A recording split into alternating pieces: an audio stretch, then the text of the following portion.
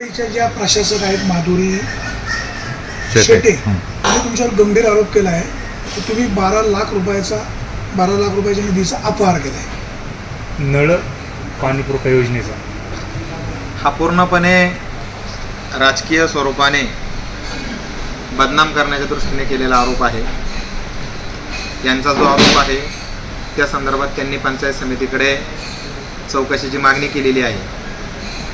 पंचायत समितीचे अधिकारी या संदर्भात चौकशी करतील आणि त्याच्यातून योग्य तो निष्कर्ष ते काढतील.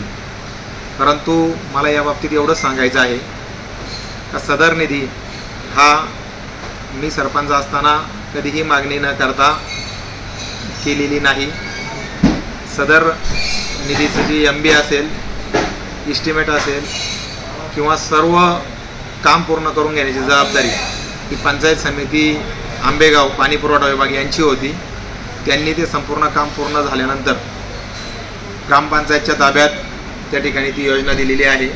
तोपर्यंत त्याच्याशी ग्रामपंचायतचा कुठलाही संबंध आला नाही आणि पंचायत समिती पाणी पुरवठा विभाग आंबेगाव यांनी जी MB रेकॉर्ड करून दिली त्याप्रमाणे चेक देण्याचं किंवा रक्कम देण्याचं काम या ठिकाणी ग्रामपंचायतचा सरपंच किंवा ग्रामसेवक म्हणून आम्ही त्या ठिकाणी केलेलं आहे. याच्यामध्ये आमचा कुठलाही दुरान्वयी संबंध नाही.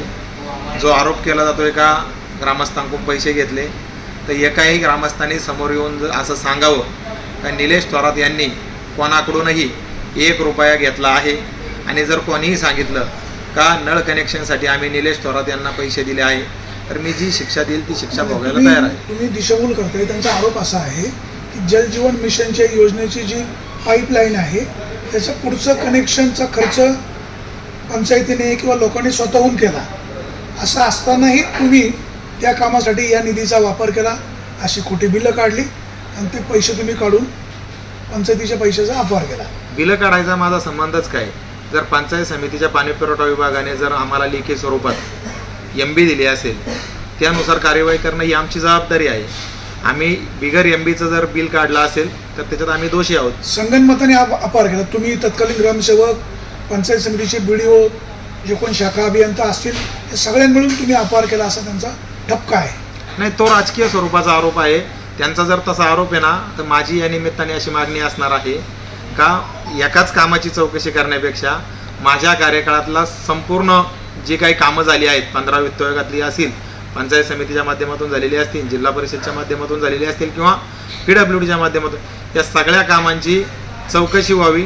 त्याचे पुन्हा इस्टिमेट चेक केले जावेत, संपूर्ण झालेल्या कामाचं मोजमाप केलं जावं आणि संपूर्ण वस्तुस्थिती या ठिकाणी लोकांसमोर आणायचं काम करावं. फक्त एक कामाचा घेऊन आरोप करण्यापेक्षा संपूर्ण कार्यकाळाची चौकशी करण्याची मागणी त्यांनी करावी अशी माझी त्यांना विनंती आहे.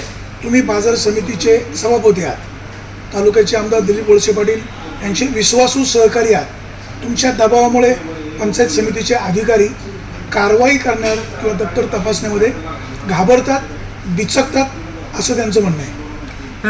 बिचकायचं आणि घाबरायचं काही कारणच नाही. मी स्वतःहूनच सांगतोय का माझ्या संपूर्ण कार्यकाळाची चौकशी करण्यात यावी.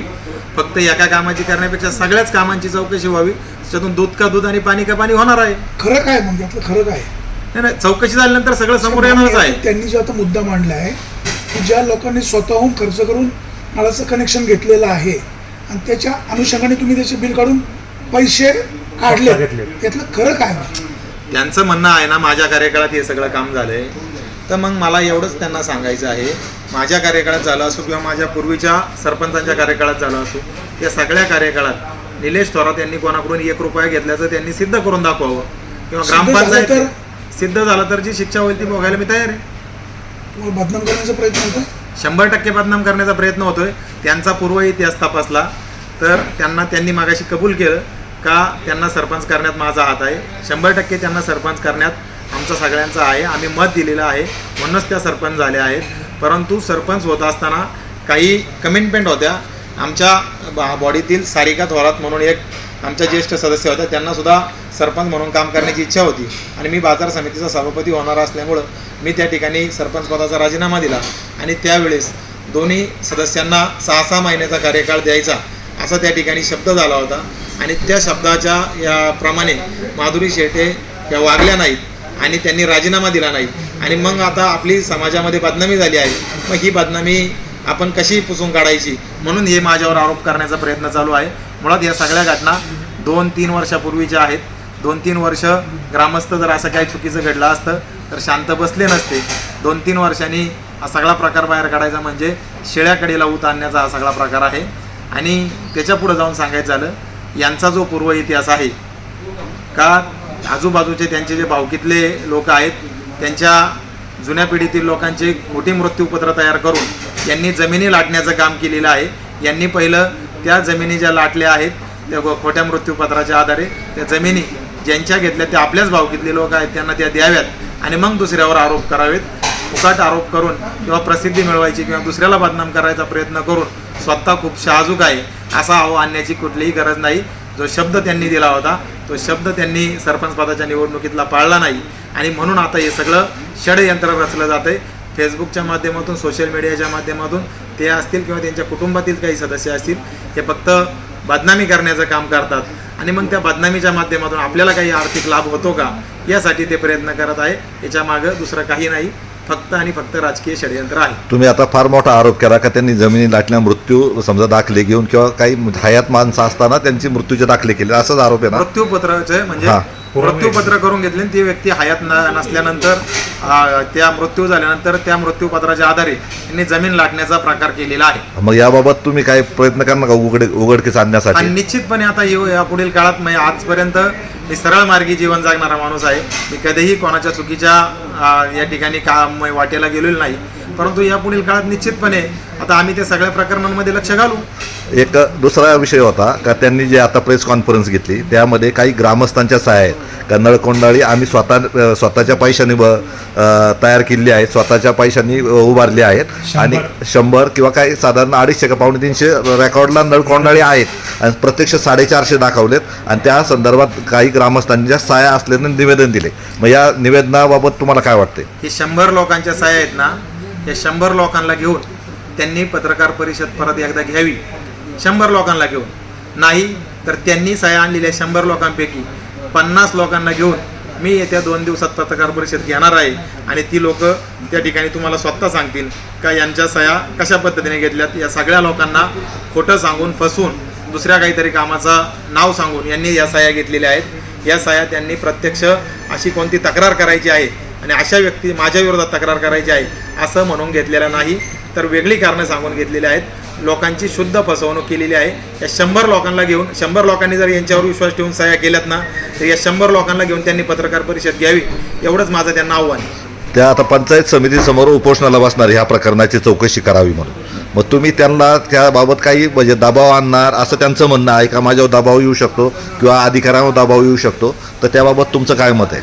माझं म्हणणं आहे की एका कामाची चौकशी करण्याबरोबर माझ्या कार्यकाळातल्या संपूर्ण सगळ्या कामांची किमान ग्रामपंचायतच्या माध्यमातून जे वित्त आयोगाच्या माध्यमातून खर्च झालेले पैसे आहेत त्या सगळ्या कामांची पुनर्तपासणी व्हावी, सगळ्या कामांचं मोजमाप व्हावं, सगळ्या कामांचे इस्टिमेट चेक केले जावेत आणि प्रत्यक्ष झालेली कामं आणि इस्टिमेट याची पडताळणी करून त्याचा सविस्तर अहवाल पंचायत समितीने या ठिकाणी तयार करावा आणि तो ग्रामसभा घेऊन गावच्या ग्रामसभेमध्ये त्या ठिकाणी त्याचं वाचन केलं जावं. दबाव आणण्याचा प्रश्नच नाही. त्यांनी माझं तर म्हणणं असं एका कामाच्या ऐवजी माझ्या संपूर्ण कार्यकाळाची चौकशी केली जावी. 12 लाख रुपये म्हणजे हे नेमकं फिगर काय आहे किंवा हे पैसे आलेत का वरून शासनाकडून काय नेमकं आहे? 12 लाख रुपये ही फिगरच नाही आहे मुळात. किती लाखाची मग? आता ते नेमकं मी आत्ता हे म्हणजे अचानक आपण या ठिकाणी बसलोय, मला नेमकी फिगर आत्ता आठवत नाही कारण ही 2-3 वर्षापूर्वीची गोष्ट आहे. परंतु जी काय फिगर असेल पंचायत समितीच्या अधिकाऱ्यांनी जी MB मध्ये दिली त्याच्या व्यतिरिक्त 1 रुपया पण जास्त फिगर नसणार आहे हे मी खात्रीलायकरित्या सांगतो. तुमच्या धनादेशावर त्या सह्या असतीलच ना तुमच्या? हा असणार ना, सह्या असणार. मग त्यावेळेस ते काम झालं होतं का नव्हतं झालं? काय काम झाल्याशिवाय MB होणार नाही आणि MB झाल्याशिवाय हे सगळे ह्या जे आज आरोप करतात त्या त्यावेळेस सदस्य होत्या आणि हे सगळं मीटिंगमध्ये ठेवूनच सगळ्या गोष्टी झाल्या आहेत की प्रोसिडिंगला आमच्या सह्या घेतल्या जातात आणि नंतर प्रोसिडिंग लिहिलं जातं. फसवून सहाय्य घेतलं असं त्यांचं म्हणणं. हा आम्हाला त्यांचं म्हणणं आहे फसवून सह्या घेतल्यात ना, मग माझ्या संपूर्ण कार्यकाळाची चौकशी झाल्यावर सगळ्या गोष्टी समोर येतीलच ना. आणि फसवून सह्या घेतल्या यांना 4 वर्षांनी कळलं, 3 वर्षांनी कळलं. इतके दिवस एका झोपले होते का? सर्व आरोप तुम्ही जे आहे ते सर्व फेटाळत आहे.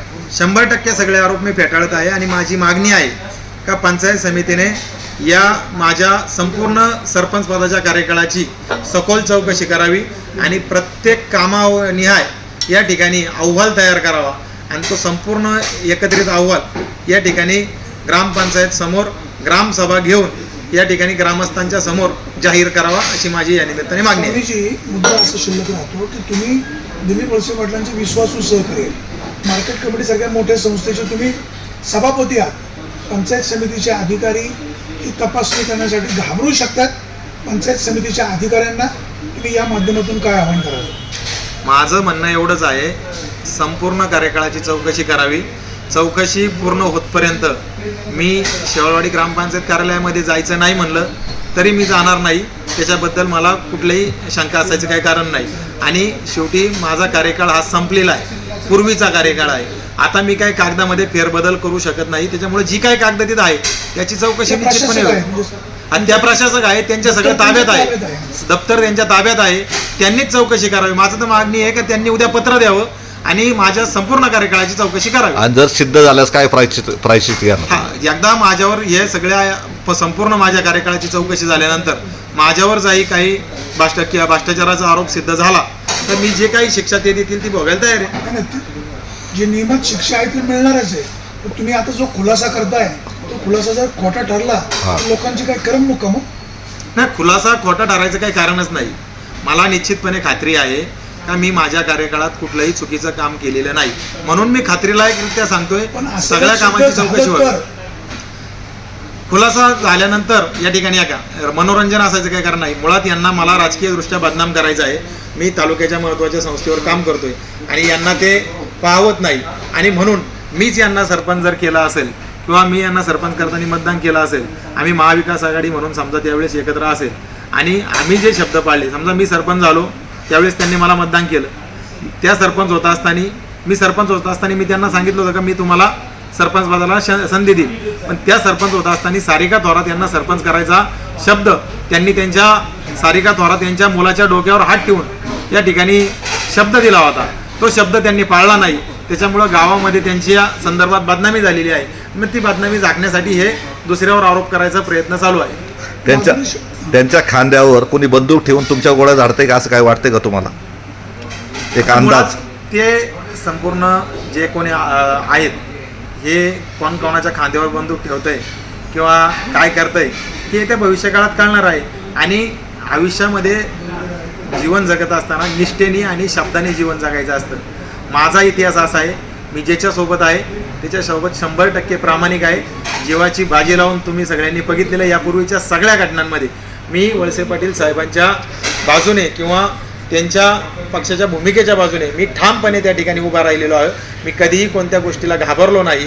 परंतु यांचा इतिहास असा आहे का 5 वर्षामध्ये यांनी राजकीयदृष्ट्या 3 वेळा भूमिका बदलल्या. यांच्याकडे निष्ठा नावाचा प्रकार ना घरात आहे, ना समाजात आहे, ना व्यवसायात आहे किंवा ना मैत्रीमध्ये आहे. हे सगळ्यांबरोबर धोका करणारा ते कुटुंब आहे. ते दोघं त्या ठिकाणी सगळ्यांबरोबर त्यांनी धोका केलेला आहे. त्यांनी कबूल केलं, मी त्यांना मत दिलं. तर आज माझं त्यांना आव्हान आहे का त्यांनी जर खरंच प्रशासक म्हणून त्यांच्या आज अधिकार आहे तर त्यांनी उद्याच्या उद्या पंचायत समितीला माझ्या संपूर्ण कार्यकाळाची चौकशी करणारं पत्र द्यावं, हे माझं त्यांना आव्हान आहे.